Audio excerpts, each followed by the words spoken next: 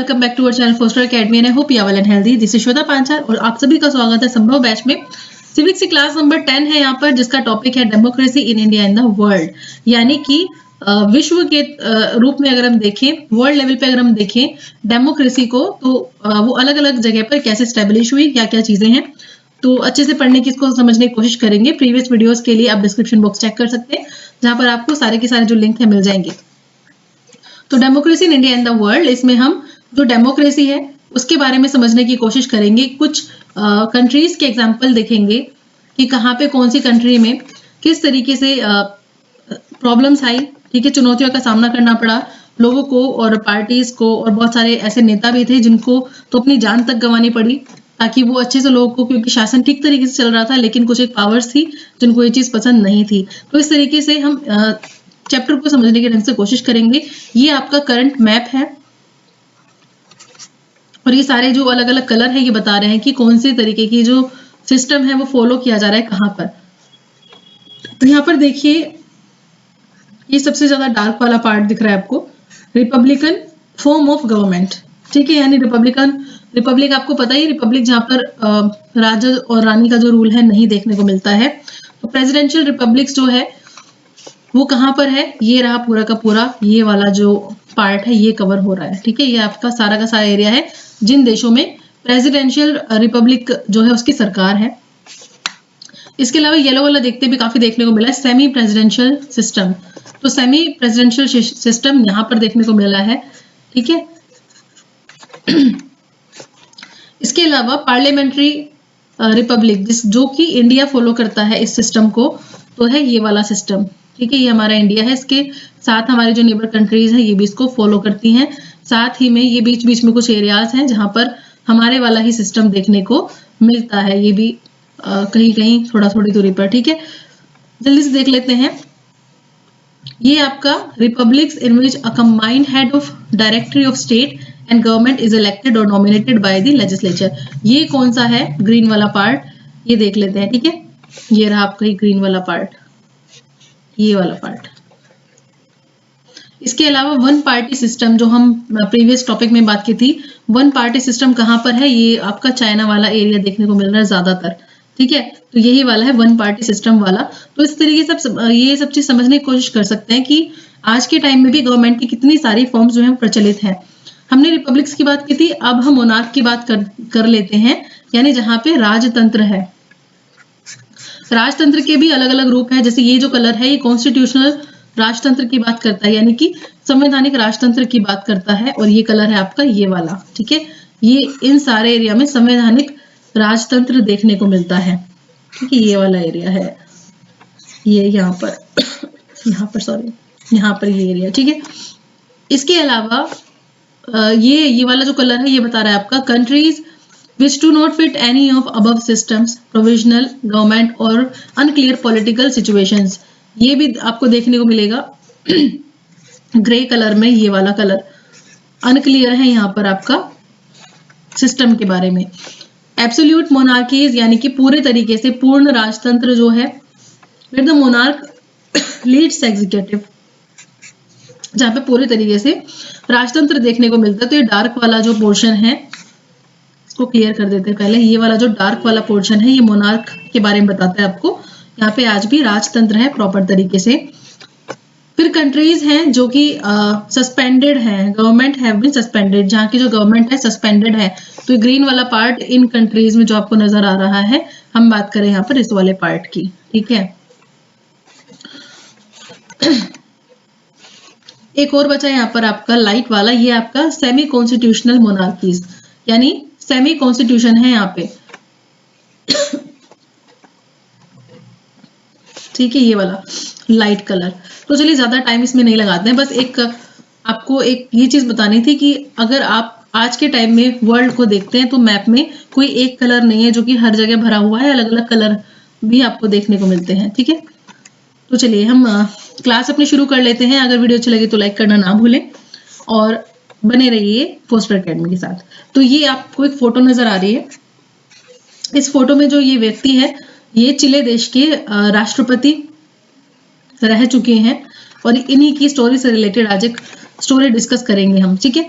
तो लोकतंत्र के दो किस्से और समझने की कोशिच करेंगे कि जो लोकतंत्र है उसको उसकी स्थापना करने में कितना लोगों को क्या-क्या चीजें झेलनी पड़ी और उसको बनाए रखने के लिए किसी कंट्री में क्या-क्या लोगों को फेस करना पड़ा। तो चिली में लोकतंत्र, चिली जो है वो दक्षिण अमेरिकी महाद्वीप का एक प्रमुख देश है और चिली की जो कैपिटल है वो क्या है, सैंटियागो। सैंटियागो ये कैपिटल है चिली की। तो यहाँ पर एक नाम जो इम्पोर्टेंट है अगर हम चिली का कंप्लीट नेम बताऊं आपको तो ये आपका द रिपब्लिक ऑफ चिली, ठीक है, ये है इस देश का पूरा नाम। क्या आप हमारे देश का पूरा नाम बता सकते हैं कमेंट सेक्शन में। चिली में लोकतंत्र यानी चिली जो है वो दक्षिण अमेरिकी महाद्वीप का एक प्रमुख देश है जिसकी कैपिटल है सैंटियागो और यहाँ पर साल्वाडोर आयेंदे ये काफी इंपॉर्टेंट नेम है, इनके बारे में यहाँ पर बात हो रही है। तो ये प्रेसिडेंट थे उस वक्त, कौन थे प्रेसिडेंट यानी राष्ट्रपति, और जिस पार्टी के ये मेन थे वो कौन सी पार्टी थी, सोशलिस्ट पार्टी, ठीक है।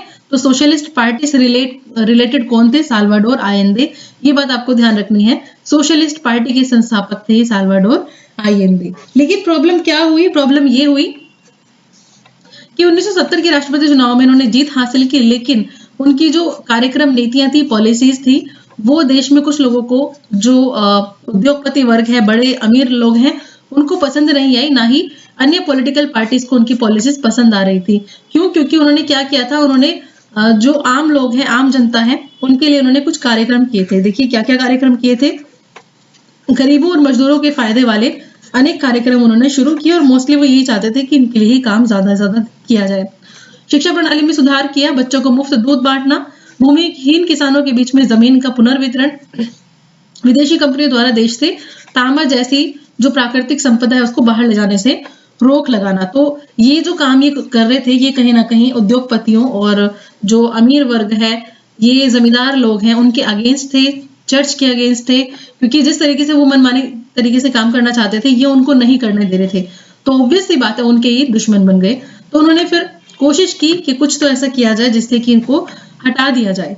तो एक कंडीशन यहाँ पर आ जाती है सामने, वो होती है कि इनको हटा ही दिया जाए रास्ते से। तो तख्ता पलट कर दिया गया, इनको हटा दिया गया 11 सितंबर 1973 में। तो यहाँ पे हम नेक्स्ट बात करने वाले हैं कि क्या हुआ था उस दिन। तो फौज ने, मोस्टली आप देखेंगे कि लोकतंत्र जहां पर भी स्टैब्लिश किया गया वहां पर पूरे तरीके से स्टैब्लिश नहीं हो पाया। या तो राजा ने स्टैब्लिश नहीं होने दिया या किसी सैनिक गतिविधियों ने यानी फौज ने स्टैब्लिश नहीं होने दिया। तो कुछ ना कुछ ऐसी सिचुएशन यहाँ पर देखने को मिलती रही, उनकी सरकार का तख्ता पलट कर दिया। अब देखिए हुआ क्या था उस दिन 1973 में। 11 सितंबर 1973 की सुबह को नौसेना के एक समूह ने बंदरगाह पर क्या कर लिया, कब्जा कर लिया और रक्षा मंत्री को तब गिरफ्तार कर लिया जब वे अपने कार्यालय में पहुंचे। तो सेना के अधिकारियों ने राष्ट्रपति आयेंदे से पद छोड़ने के लिए कहा, लेकिन उन्होंने अपने पद से इस्तीफा देने से क्या कर दिया, मना कर दिया और देश से बाहर चले जाने के लिए उनको कहा गया, तो वो देश से बाहर भी नहीं गए। यानी कि उन्होंने पहले बोला, जो सैनिक थे, जो कि वो लोग थे जो चाहते थे कि मिलिट्री के दम पे हम राष्ट्रपति को हटा देंगे और फिर हम आके यहाँ पर बैठ जाएंगे इस पद पर, तो इन्होंने पूरे तरीके से मना कर दिया। उसके बाद फौज ने राष्ट्रपति निवास को घेर लिया और उस पर बम बरसाने शुरू कर दिए और इसी तरीके से इसी फौजी हमले में राष्ट्रपति आयेंदे की मौत हो गई। तो यहाँ पर आपको ये एक नाम याद रखना है, आयेंदे। तो ये लोकतंत्र के खिलाफ थे या लोकतंत्र के साथ थे? तो ये लोकतंत्र के पूरे तरीके से साथ थे और कुछ ज्यादा ही साथ थे, इसलिए लोगों को पसंद नहीं, लोगों को नहीं, एक पर्टिकुलर ग्रुप को पसंद नहीं आया। सैनिक एक्टिविटीज करते थे वो लोग, या कह सकते हैं कि उन्हीं की सरकार के कुछ एक बड़े पदाधिकारी कुछ या फिर छोटे पदाधिकारी जिनको अपनी सत्ता हासिल करनी थी, उन्होंने बाहरी सपोर्ट से ये चीज करी, ठीक है। उनमें इतना दम नहीं था कि वो इतने सारे हथियार लेकर आए, तो उनको क्या था, उनको बाहर का सपोर्ट मिल रहा था। और सपोर्ट कहाँ का मिल रहा था, क्या था, सैनिक तख्ता पलट कैसे हुआ था, ये व्यक्ति था जनरल ऑगस्टो पिनोशे। ये जो व्यक्ति था यही पूरा का पूरा रिस्पॉन्सिबल था इन्हें रास्ते से हटाने के लिए। अमेरिका जो था, यहाँ पर मैंने अभी बाहरी बात सपोर्ट की बात की थी, तो बाहरी सपोर्ट अमेरिका जो था वो सरकार, इस सरकार को पसंद बिल्कुल भी नहीं करता था, आयेंदे की सरकार को। तो इन्होंने क्या कहा, इन्होंने सोचा कि हम अपनी, क्योंकि हमें अपने तरीके की सरकार भी तो बनानी है वहां पर, तो उन्होंने इसका सपोर्ट किया, अगस्तो पिनोशे का।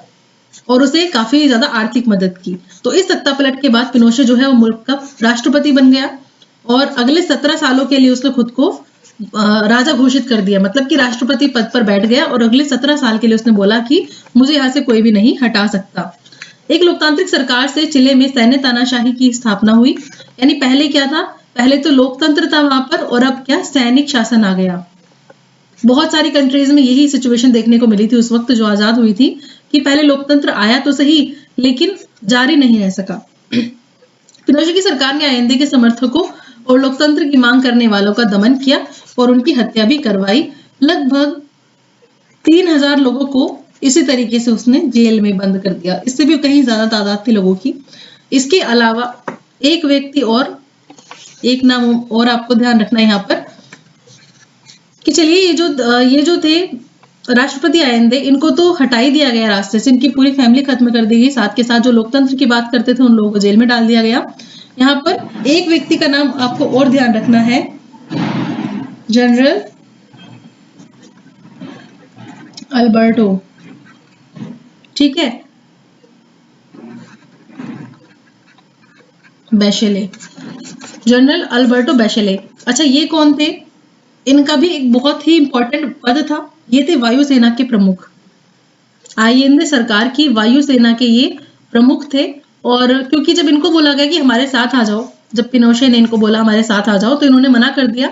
तो इनका भी यही हश्र हुआ और इनकी जो वाइफ थी और उनकी जो बेटी थी उनको भी जेल भेज दिया गया। तो जेल में इन लोगों को काफी ज्यादा प्रताड़ित किया गया। तो ये कहा जा रहा है कि एक सरकार आई, आईएनडी सरकार, जो एक लोकतांत्रिक सरकार थी, उसको हटा करके 1973 में एक सैनिक शासन लागू कर दिया गया। उसके बाद फिर क्या होता है देखते हैं आगे। लोकतंत्र की वापसी। पिनोशे की जो सरकार थी, सैनिक शासन वो सही तरीके से चला रही थी अपना, मतलब जिस भी तरीके से वो चला रही थी और ऐसे चला रही थी कि लोकतांत्रिक व्यवस्था तो बिल्कुल खत्म हो चुकी थी। लोग अपने कोई भी डिसीजन, मतलब कोई भी अगर उनको कोई चीज गलत लग रही है तो वो उसके अगेंस्ट नहीं जा सकते थे। तो उसके बाद 1988 में ये जो शासन है ये समाप्त हुआ, इसका सैनिक शासन, क्योंकि उन्होंने कोशिश की जनमत संग्रह कराने की। पिनोशे ने सोचा जनमत संग्रह करा लेते हैं। जनमत संग्रह होता है जब लोगों से पूछा जाता है कि उनका क्या फैसला है। तो लोग, उसे लगता था कि लोग उसी की सरकार के बारे में बात करेंगे, उसी की सरकार को लाने की कोशिश करेंगे। लेकिन लोगों ने, क्योंकि लोकतांत्रिक व्यवस्था तो पहले से देखते आ रहे थे और उससे वो तंग भी आ चुके थे, तो उन्होंने उसकी सरकार को एकदम हटा दिया। चिले के लोगों ने अपनी जो लोकतांत्रिक सभ्यता थी उसको नहीं भूला, परंपरा को नहीं भूला। उन्होंने भारी बहुमत से पिनोशे की सरकार को बिल्कुल ही हटा दिया, ठुकरा दिया। इस प्रकार चिले में राजनीतिक स्वतंत्रता बहाल हुई। राजनीतिक स्वतंत्रता का अर्थ है राइट टू वोट, ठीक है, लोगों के पास राइट टू वोट था तो उन्होंने उसको वहां से हटा दिया। धीरे धीरे शासन में सेना की भूमिका खत्म ही होती चली गई। बाद में आई सरकारों ने पिनोशे के राज में हुई गड़बड़ियों की जांच की तो पाया कि वो भ्रष्ट भी, मतलब एक क्रूर तो था ही वो शासक, क्रूर राष्ट्रपति तो था ही, और क्रूर के साथ साथ बहुत ही बड़ा भ्रष्ट नेता भी था। अब क्या हुआ, नेक्स्ट हुआ इलेक्शन। तो यहाँ पर हम बात करें जनवरी 2006 में राष्ट्रपति आयंदे की बेटी मिशेल बैशेले जो थी वो चिले की राष्ट्रपति बनी, है ना। और ये कब की बात है, आपको ईयर याद रखना है, ये 2006 में। और ये पेशे से क्या थी, यानी कि प्रोफेशनल इनका प्रोफेशन क्या था, ये थी चिकित्सक, यानी डॉक्टर थी। इसके अलावा इनकी विचारधारा कैसी थी, तो ये समाजवादी विचारधारा को फॉलो करती थी। इसके अलावा रक्षा पद पे जाने वाली ये पहली महिला थी, लैटिन अमेरिका की रक्षा पद पर संभालने वाली एक पहली महिला थी। तो ये भी इनके साथ एक बहुत बड़ी अचीवमेंट थी। और इन्होंने जैसे ही राष्ट्रपति पद को संभाला तो लोगों को ये बात बताई कि क्योंकि नफरत का शिकार बनी थी मैं, इसलिए मैंने ये कोशिश की कि नफरत को ही खत्म कर दिया जाए, वो ही सही है। और ये किस चीज के थ्रू हो सकता है, सहनशीलता और समझदारी, ठीक है। अगर आप ये चीज को साथ में बैलेंस करेंगे तो आप जरूर एक ना एक दिन आपको सक्सेस मिलने से कोई नहीं रोक सकता। तो ये वाली चीज है। ये एक कहानी हो गई चिले की। नेक्स्ट हम बात करेंगे पोलैंड की कहानी, ठीक है। तो पोलैंड की अगर हम बात करें तो यहाँ पर जो कंडीशन थी वो कुछ अलग थी। यहाँ पर हम बात करें 1980 के पोलैंड की, तो 1980 में पोलैंड पर किसका शासन था, जारुजेल्स्की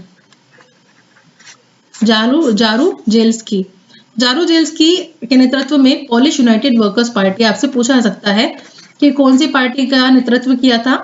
तो पोलिश यूनाइटेड वर्कर्स पार्टी। अच्छा, ये जो ऑर्गेनाइजेशन था, ये जो पार्टी थी, ये काफी ज्यादा इंपॉर्टेंट क्यों हो गई थी? इसके पीछे भी एक रीजन था। अच्छा, सबसे पहले तो आप देख लीजिए, पोलैंड की जो कैपिटल है वो क्या है? वर्साय। पोलैंड की कैपिटल क्या है? वर्साय। तो यहाँ पर हुआ क्या था, जब देश को आजादी मिली थी तो उस वक्त सबसे ज्यादा जो आगे आने वाली पार्टी थी वो थी जारूजेलेस्की की Polish United workers party.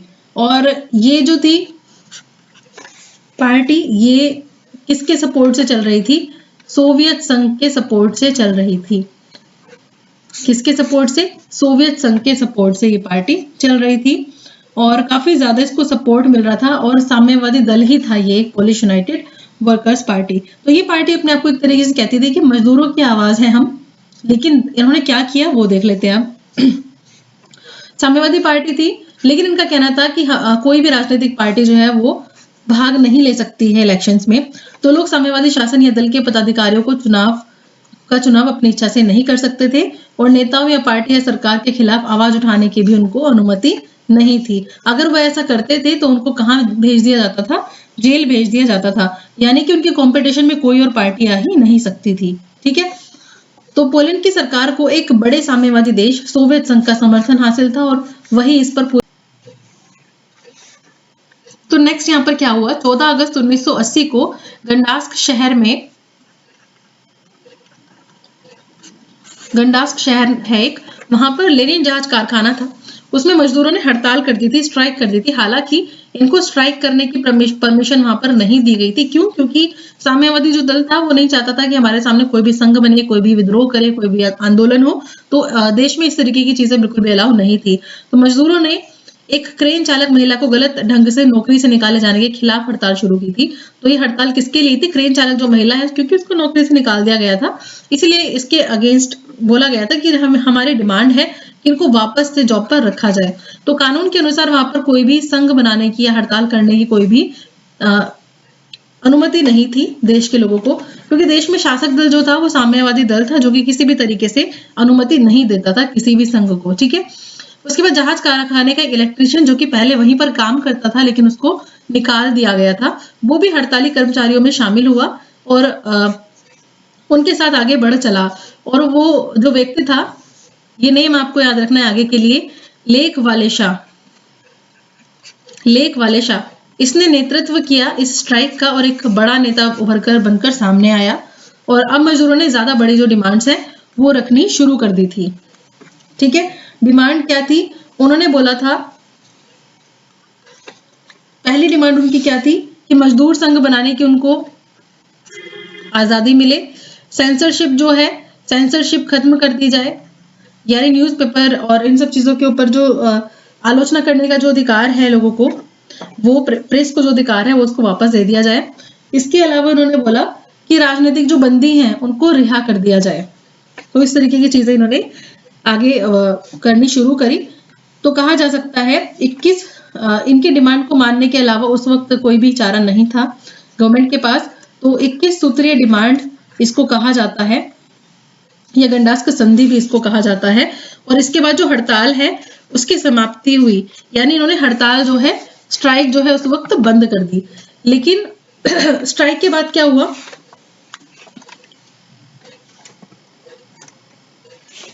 Strike तो बंद कर दी गई, लेकिन स्ट्राइक के बाद ये जो संघ है ये एक बड़े लेवल पे एक संगठन बनने लगा और उसका नाम रखा गया सोलिडरनोस्क। ठीक है, जो इंग्लिश के एक वर्ड सॉलिडेटरी से ही आया था। तो ये जो संघ है ये एक मजदूर संघ था, लेकिन अब ज्यादा पावरफुल था। ठीक है, और ज्यादा पावरफुल क्यों था? क्योंकि एक विद्रोह हुआ, एक हड़ताल चली, उस हड़ताल के बाद एक और संघ आया। तो ये देश के लिए एक बहुत बड़ी खतरे की घंटी के तौर पे उन्होंने इसको देखा कि इस तरीके से तो सभी लोग जो है वो किसी न किसी चीज में आगे आते रहेंगे और हमारे तो फिर कोई मानेगा ही नहीं।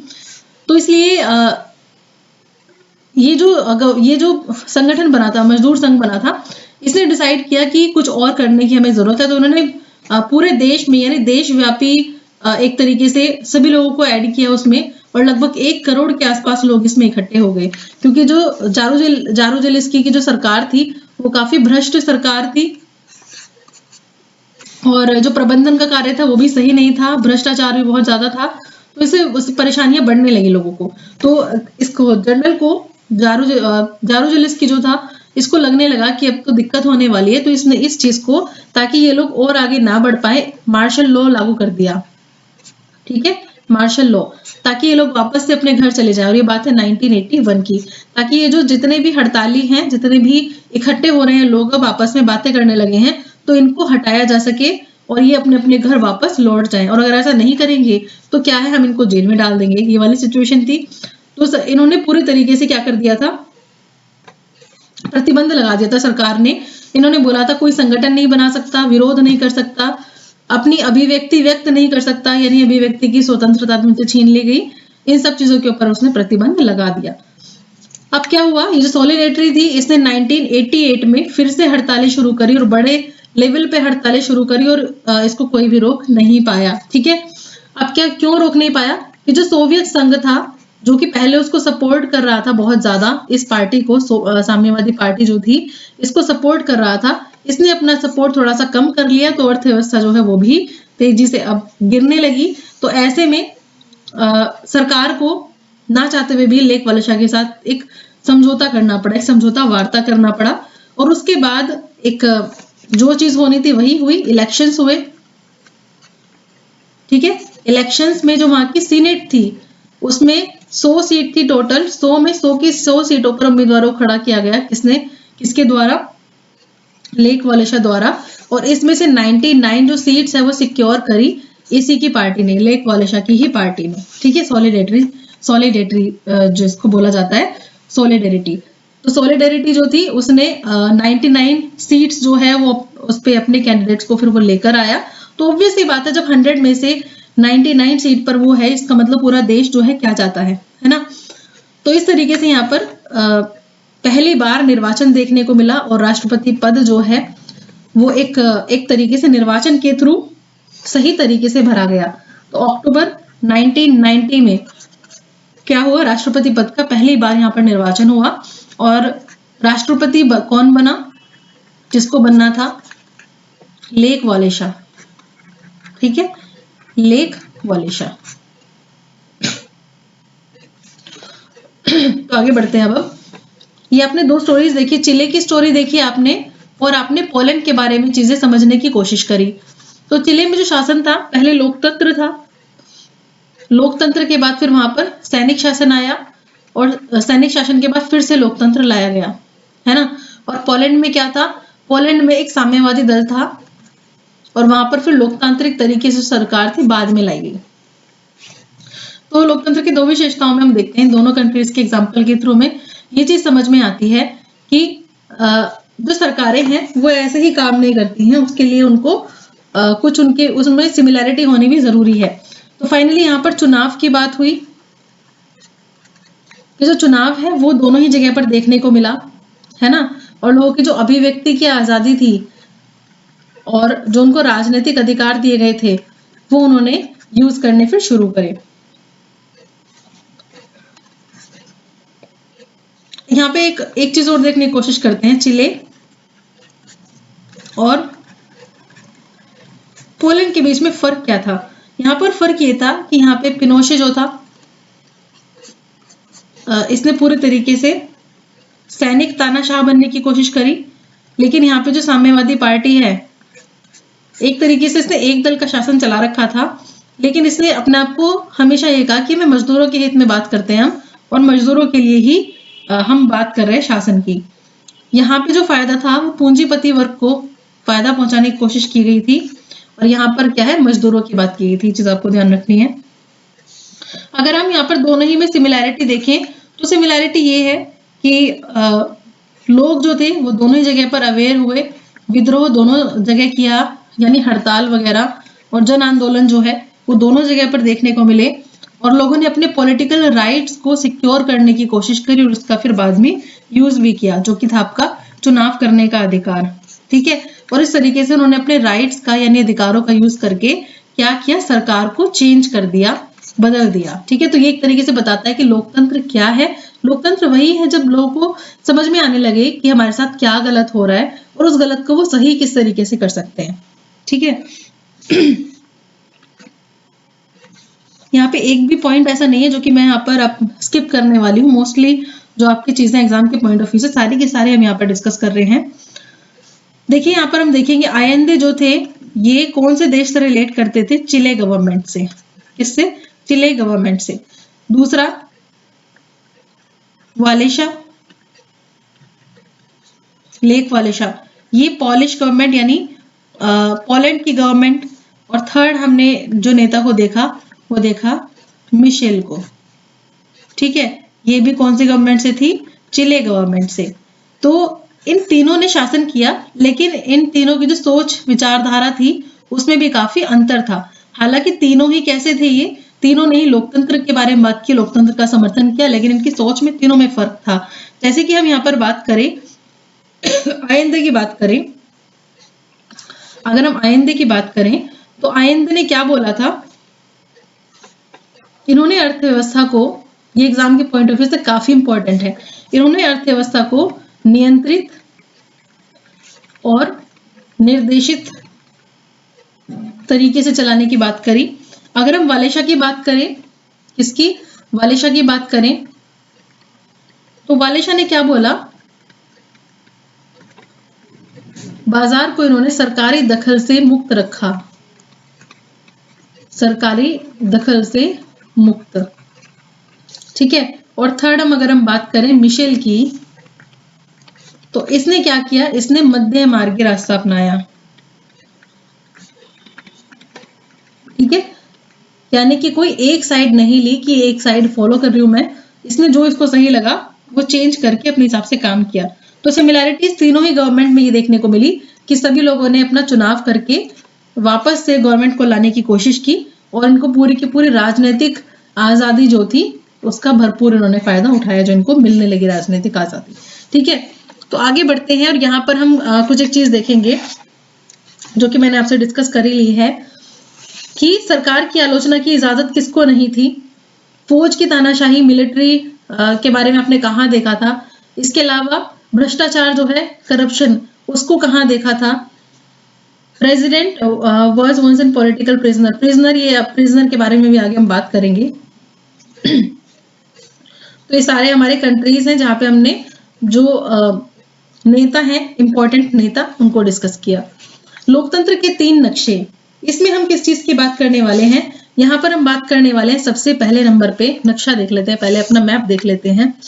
ये आपका मैप 1900 से लेकर 1950 के बीच का मैप है और ये वो टाइम है जब लोकतांत्रिक जो सरकारें हैं वो स्थापित होने लगी थी। ठीक है, ये लोकतांत्रिक सरकारें जो हैं स्थापित होने लगी थी इस वक्त।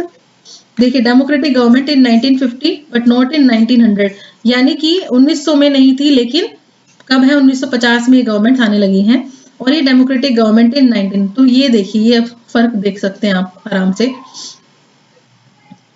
ये वाला जो है भारत पूरा का पूरा डेमोक्रेटिक गवर्नमेंट 1950 तक की बात हो रही है यहाँ पर। तो हम यहाँ पर बात करेंगे 3 नक्शों में कि 1950 तक का जो लोकतंत्र है वो किस तरीके से यहाँ पर सरकारें देखने को मिलती है। सेकंड वाला जो मैप है ये आपको बताता है डेमोक्रेटिक गवर्नमेंट इन 1975। थोड़ा टाइम आगे बढ़ा और 1975 में देखिए किस तरीके से डेमोक्रेटिक गवर्नमेंट है वो मैप में अब चेंज होने लगी है। और थर्ड देखेंगे हम 2000 में, यानी साल 2000 में कितने जो देश हैं वहां पर लोकतंत्र कायम हो चुका था। तो इन तीनों में अगर हम डिफरेंस देखें तो काफी डिफरेंस यहाँ पर देखने को मिलता है ना।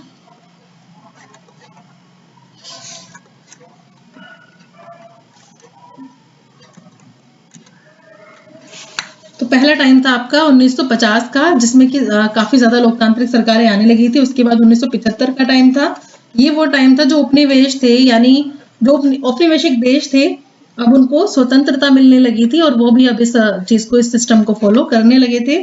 नेक्स्ट हम थर्ड लेवल पे अगर बात करें सन 2000 में, तो यहाँ पर मेनली जो गवर्नमेंट है वो आपको कौन सी देखने को मिल रही है? डेमोक्रेटिक गवर्नमेंट आपको देखने को मिल रही है। ठीक है,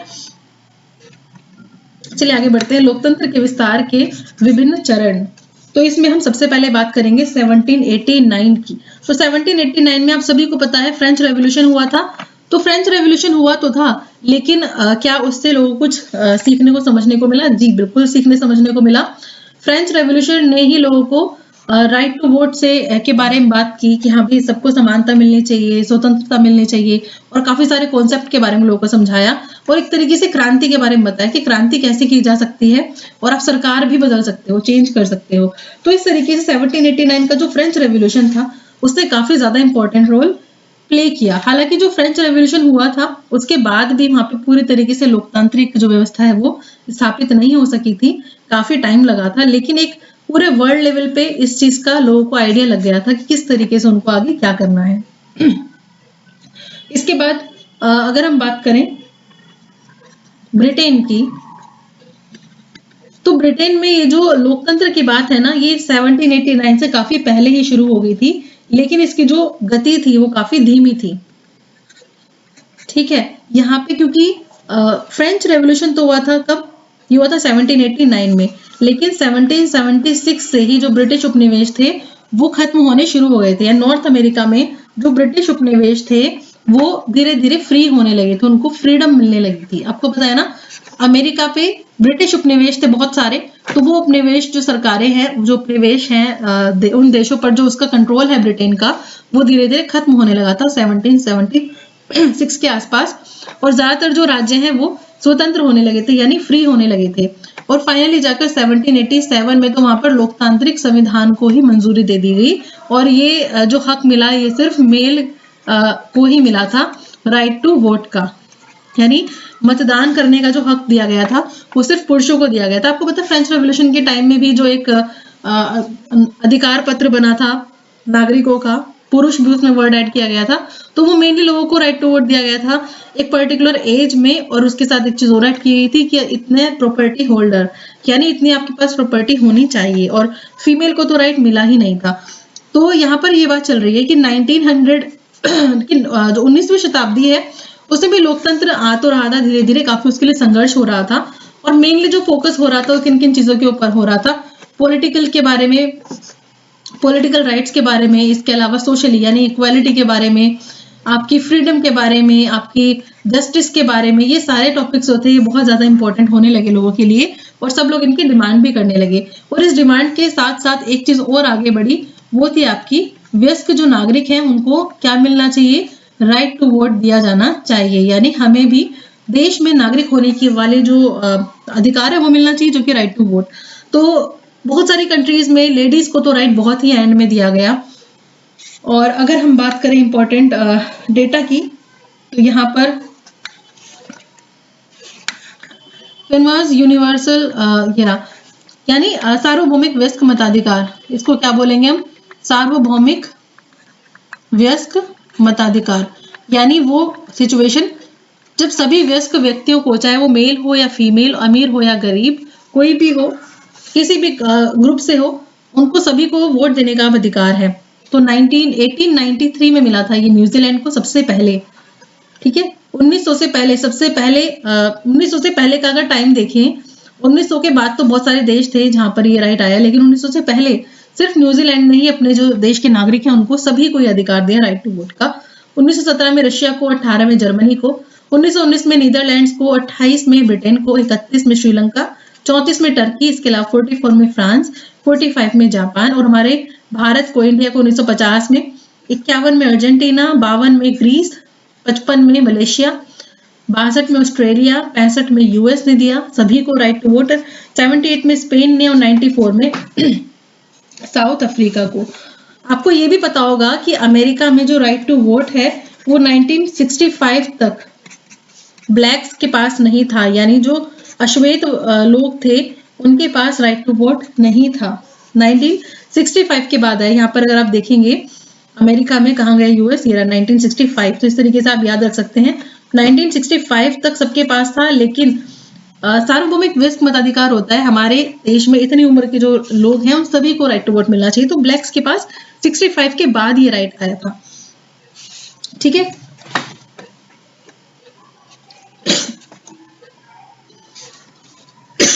सॉरी, चलिए आगे बढ़ते हैं। अगर हम आधुनिक लोकतंत्र की बात करें तो पहला हम एक कैटेगरी बनाएंगे, ग्रुप बनाएंगे, वो रहेगा हमारा यूरोप का, उत्तरी अमेरिका, दक्षिणी अमेरिका। ठीक है, तो इन्होंने सबसे पहले यहाँ पर लोकतंत्र के बहाली ठीक तरीके से करने की कोशिश की। उपनिवेशवाद का अंत, सबसे पहले ये शब्द आपको अच्छे से पता ही होगा पर फिर भी बता देती हूँ। उपनिवेश क्या होता है?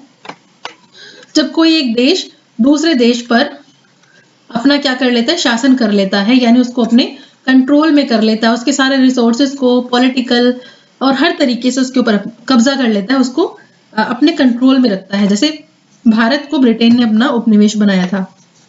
इसके अलावा अफ्रीका के बहुत से ऐसे देश थे जिनको वो बनाया गया, उपनिवेश बनाया गया। तो उपनिवेशवाद के बाद जब लोकतंत्र आया तो वो अलग अलग जगह पे अलग अलग तरीके से लागू हुआ। ठीक है, अगर हम यहाँ पर बात करें एशिया और अफ्रीका, ये दो कॉन्टिनेंट ऐसे हैं जिनकी बहुत सारी कंट्रीज जो हैं वो उनको आज़ादी मिली, और इनको सबसे बड़ी आज़ादी मिली थी अपना नेता चुनने की आज़ादी। ठीक है, कहीं ना कहीं इनके ऊपर जो रूल था उससे तंग थे और इन्होंने फिर बाद में अपने नेता चुनने का जो अधिकार है उसको ठीक तरीके से यूज किया। ठीक है, और राजनीतिक अधिकार जो थे इसके लिए इन्होंने काफी संघर्ष किया। भारत में लोकतंत्र अगर आज के टाइम में देखें तो दिन पे दिन विकसित हो रहा है, वो अलग बात है किस तरीके से विकसित हो रहा है। तो लोकतंत्र को देखने के नजरिया हर इंसान का अलग है। लोकतंत्र, पहले तो यही समझने की जरूरत है कि आपके लिए लोकतंत्र है क्या।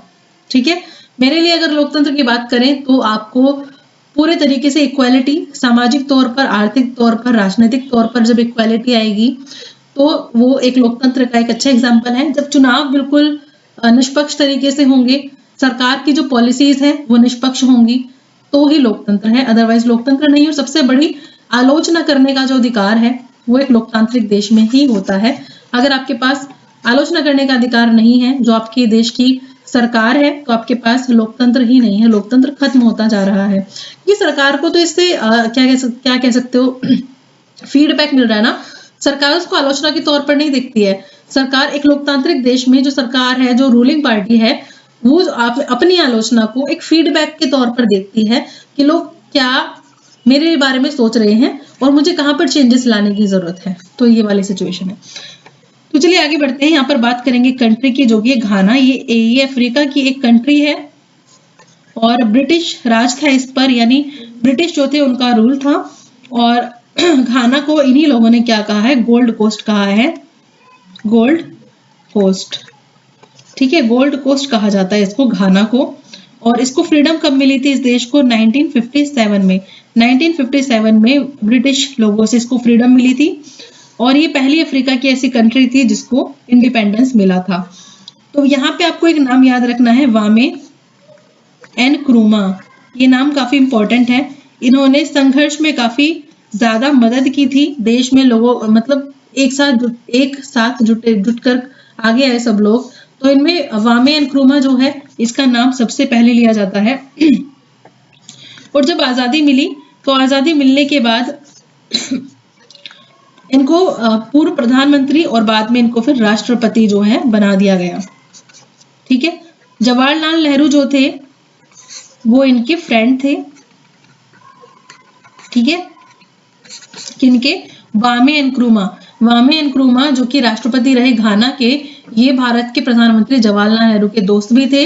लेकिन दोस्ती जो थी वो उस तरीके से नहीं हो पाई, मतलब कि एक दोस्त दूसरे दोस्त को कहीं ना कहीं फॉलो करता है, लेकिन जवाहरलाल नेहरू जो थे वो यहाँ के प्रधानमंत्री थे और वामे एनक्रूमा जो है वहाँ के प्रेसिडेंट बने। लेकिन प्रेसिडेंट बनने के बाद उन्होंने वो चीजें नहीं अपनाई जो यहाँ के प्रधानमंत्री ने अपनाई, क्योंकि यहाँ पे चुनाव होता था, सरकारें बदलने का राइट था लोगों को कि वो अपने पसंद की सरकार चुन सकते हैं।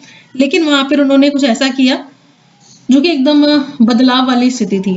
उन्होंने खुद को आजीवन जो है प्रेसिडेंट घोषित करवा दिया, बना लिया। ठीक है, और 1996 में फिर सेना ने तख्ता पलट किया। ठीक है, ये चीज आपको ध्यान रखनी है। ईयर 1996, कौन सा ईयर? 1996।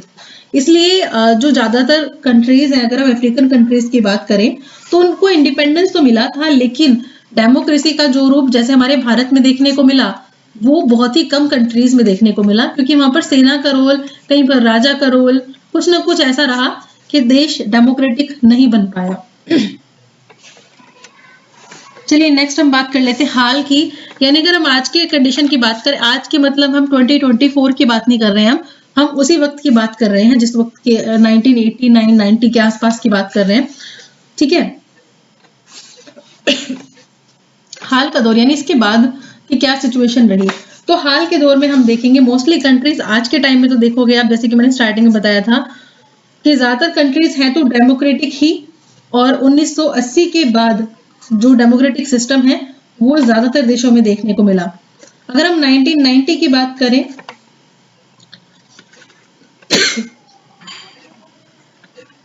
तो सोवियत संघ जब बिखरने लग रहा था उस वक्त लोकतांत्रिक जो व्यवस्था थी वो तेजी से, नए नए जो राज्य आ रहे थे वो जल्दी से इसी को एक्सेप्ट करना चाहते थे, डेमोक्रेटिक जो पॉलिसीज थी, क्योंकि कहीं ना कहीं वो सोवियत संघ के डर्रे पर जब चल रहे थे तो ठीक तरीके से काम नहीं हो रहा था।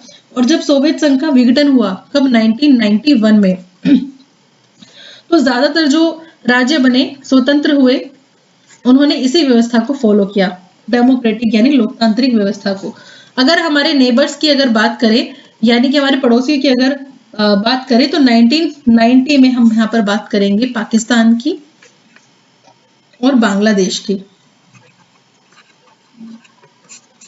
इन दोनों ही जगह पर एक चीज कॉमन देखने को मिले आपको, सैनिक रूल बार बार देखने को मिला, यानी सैनिक शासन जो है बार बार देखने को मिला। तो हाँ चलो ठीक है, डेमोक्रेसी आई लेकिन डेमोक्रेसी को वहां पर टिकने नहीं दिया गया। अगर हम नेपाल की ही बात ले लें तो हमने स्टार्टिंग के चैप्टर्स में भी नेपाल के राजा के बारे में पढ़ा है, तो नेपाल में भी राजा का जो रूल था काफी ज्यादा था, रूपी शक्तियों को त्यागने के लिए तैयार नहीं था वहां पर। लेकिन टाइम के साथ साथ संवैधानिक शासन आया, लेकिन वो संवैधानिक शासन फिर से चला गया और दोबारा से 2005 में वहां पर स्ट्रगल किया लोगों ने, और वहां पे जो राजा के अधिकार थे उनको सीमित कर दिया गया और जो संविधान है कहीं ना कहीं उसको लागू किया गया। मतलब संविधान के आने की जो प्रक्रिया थी वो तेजी से वहां पर बढ़ने लगी आगे। 2005 में स्ट्रगल किया था लोगों ने, तो राजा ने जो लोगों के राजनीतिक अधिकार है उनको पूरी तरीके से खत्म ही कर दिया था। उसके बाद लोगों ने फिर काफी स्ट्रगल किया और फाइनली 2006 में जाके डेमोक्रेसी जो है, लोकतंत्र है जो है, उसको वापस से लाया गया और लोकतांत्रिक शासन वहां पर कायम किया गया। आपने स्टार्टिंग के चैप्टर पढ़ा होगा नेपाल की कहानी में किस तरीके से लोग सड़कों पर उतर आए थे और उन्होंने अल्टीमेटम दे दिया था, सरकार को बोल दिया था, राजा को बोल दिया गया था, ठीक है। अगर हम यहाँ पर म्यांमार की बात करें, जिसको पहले क्या कहा जाता था, बर्मा कहा जाता था। इसकी कैपिटल पता है आपको क्या है आज के टाइम में? 2006 में इसी कैपिटल को बदला गया है, म्यांमार की न्यू कैपिटल है नायपीडो। म्यांमार की कैपिटल है, यानी वहां की राजधानी है। यहाँ पर क्या देखने को मिला, म्यांमार को फ्रीडम मिली थी कब? 1948 में, और यहाँ पर भी लोकतांत्रिक जो व्यवस्था है उसको ही अपनाया गया था। लेकिन 1962 में सैनिक तख्तापलट किया गया और वहां पर डेमोक्रेसी को खत्म कर दिया गया। तो इस एक तरीके से आप समझने की कोशिश कर रहे हैं कि लोकतंत्र लाया तो गया लेकिन उसकी बहाली जो है इतनी आसान नहीं रही मोस्टली कंट्रीज में। 1990 में वहां पर पहली बार चुनाव हुआ, काफी टाइम बाद पहली बार चुनाव हुआ और पार्टी का नाम याद रखना है आपको, नेशनल लीग फॉर डेमोक्रेसी, जिसका नेतृत्व किसने किया था? आंग सान सू ची, इनके नेतृत्व में लाया गया था। तो 1990 में जब चुनाव हुए थे, चुनाव इन्होंने जीता भी, लेकिन वहां का जो सैनिक अधिकारी थे, सैनिक शासक थे, उन्होंने मना कर दिया कि हम तो इन चुनावों को क्या मान्यता ही नहीं दे रहे हैं, मतलब इनको लीगल ही नहीं मान रहे, हम इसको मान ही नहीं रहे हैं, ठीक है। तुम जीतो हारो हमें कोई फर्क नहीं पड़ता, हम तो चुनाव ही को नहीं मान रहे हैं, ठीक है, चुनाव हम एक्सेप्ट नहीं कर रहे, तुम जीतो चाहे हारो, कुछ नहीं हुआ यहाँ पर, उसको मान्यता ही नहीं दी गई। इसके अलावा मनमानी चलाई इन्होंने, सैनिक शासन लाए ये लोग, और आंग सान सूची को जेल में डाल दिया गया, नजरबंदी में रख दिया गया, सॉरी इसको नजरबंदी में रख दिया गया इसी के घर में बहुत टाइम तक, और बहुत सारे लोगों को मार दिया गया। लगभग 6 से जो 10 लाख लोग हैं वहां से विस्थापित हुए, मतलब देश ही छोड़कर चले गए, इतने ज्यादा परेशान हो चुके थे। सूची जो है उसे संघर्ष किया और फाइनली इस संघर्ष को देखते हुए इंटरनेशनल लेवल पर उनको काफी ज्यादा सराहना भी मिली इस चीज को लेकर और नोबेल पुरस्कार भी दिया गया, नोबेल शांति पुरस्कार। तो ये सब चीजें कहीं ना कहीं ऐसा लगता है कि पुरस्कार का क्या करना है, जिस वक्त जो चीजें होनी थी वो तो हो ही गई। अगर अच्छा ही होता, अगर सैनिक शासन नहीं आता, लोग चैन से रह रहे होते, या फिर जिन लोगों को अपना घर छोड़ के पूरे तरीके से अपनी रूट को छोड़ के वहां से जाना पड़ा, कितना अच्छा होता कि अगर उनको नहीं जाना पड़ता वहां से। तो ये बहुत सारी ऐसी चीजें हैं। लास्ट हम बात करेंगे विश्व स्तर पर लोकतंत्र, यानी वर्ल्ड लेवल पर हम कुछ एक ऑर्गेनाइजेशन वगैरह देख सकते हैं। तो ये ऑर्गेनाइजेशंस क्या काम करती हैं? लोकतंत्र की बहाली का ही काम करती हैं, ठीक है। इसमें हम सबसे पहले बात करेंगे यूनाइटेड नेशंस का।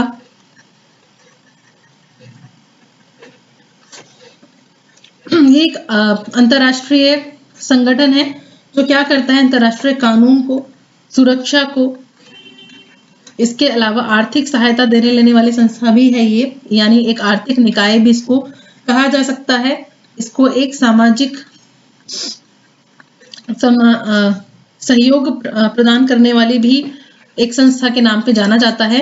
तो इसका मेन पर्पस क्या है? वर्ल्ड लेवल पर होने वाली जो चीजें हैं उनको मैनेज करना, चाहे वो शांति से रिलेटेड हो, युद्ध वगैरह से रिलेटेड हो, वो अपने हिसाब से यूनाइटेड नेशंस उसको मैनेज करता है। इसका जो महासचिव होगा वो ही सारे का सारा प्रशासनिक चीजों को देखेगा, यानी एक तरीके से प्रशासनिक अधिकारी होगा।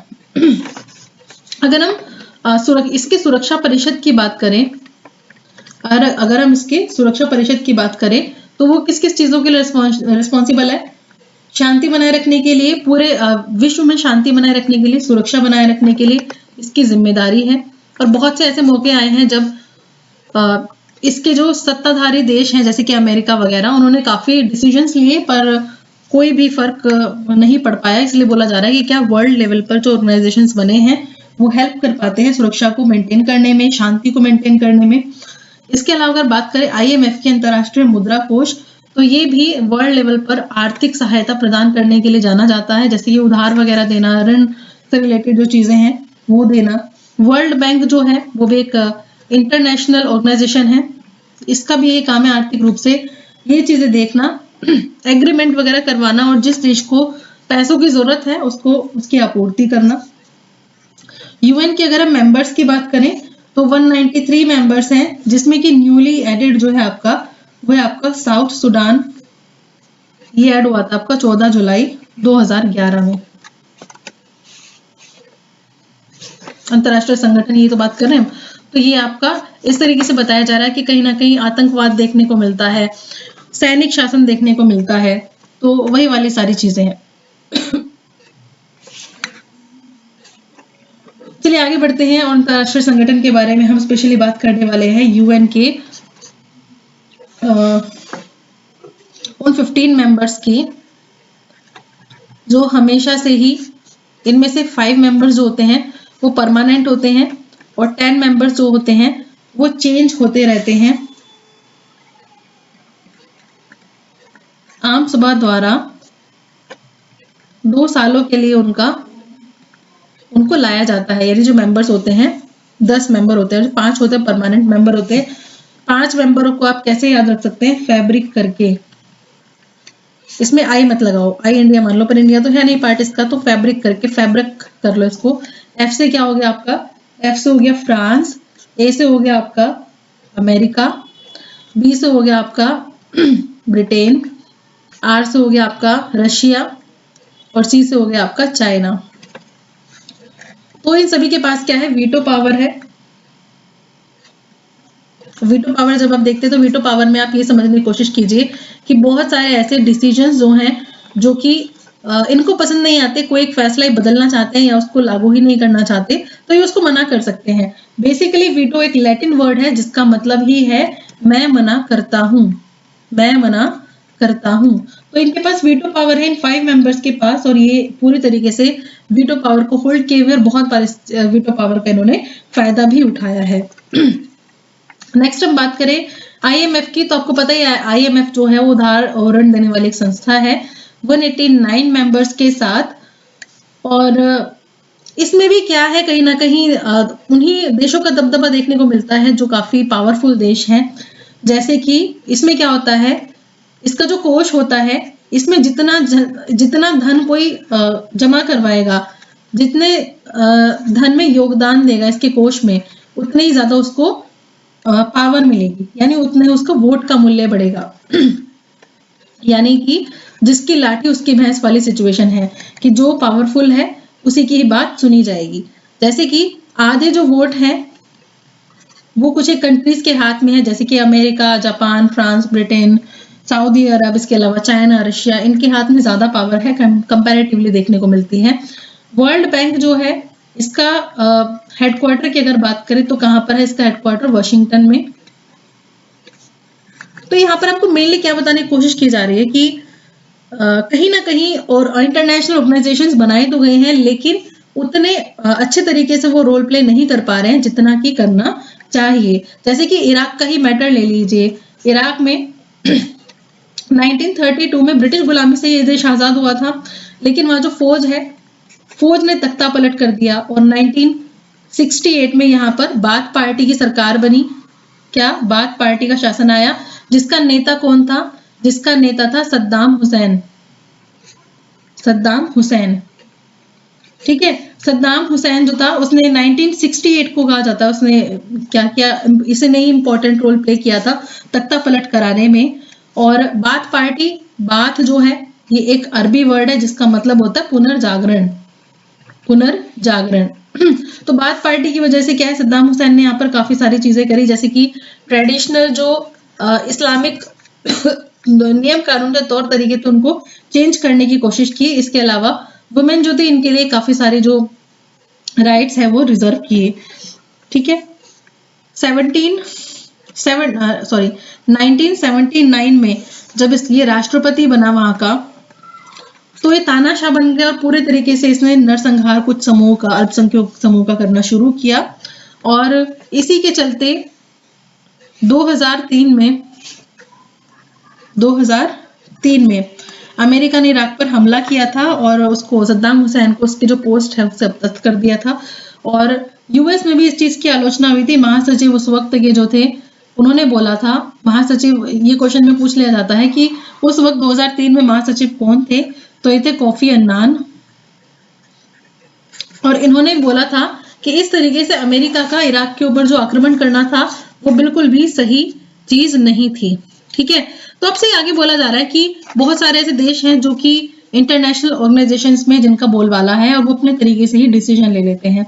तो यहाँ पर एक और एग्जांपल है कि एक अधिकारी है, आईएमएफ का ही एक अधिकारी है, वो ये कह रहा है कि मैं विश्व बैंक में रहकर विकास का काम उसी तरीके से करूंगा जैसे कि मैंने पेंटागन में रहते हुए शांति बहाल करने का काम किया था।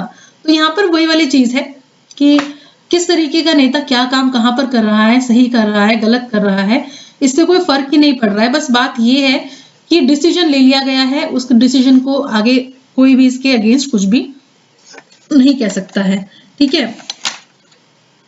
तो ये आपका जो चैप्टर है, टॉपिक है, बिल्कुल कंप्लीट हो चुका है। मैंने अपनी तरफ से आपको सारी जो भी इंपॉर्टेंट आपके एग्जाम के पॉइंट ऑफ व्यू से चीजें थी वो करा दी है। और नेक्स्ट वीडियो आपके 11th पार्ट जल्दी ही अपलोड होगा, बने रहिए मेरे साथ। और अगर आपको कोई क्वेरी है तो कमेंट सेक्शन में पूछना ना भूलिए। Thank you so much watching this video. Channel को आप सब्सक्राइब कर सकते हैं, वीडियो अच्छी लगी तो प्लीज लाइक करना ना भूलिए। Thank you so much watching this video. मिलते हैं अपने नेक्स्ट वीडियो में।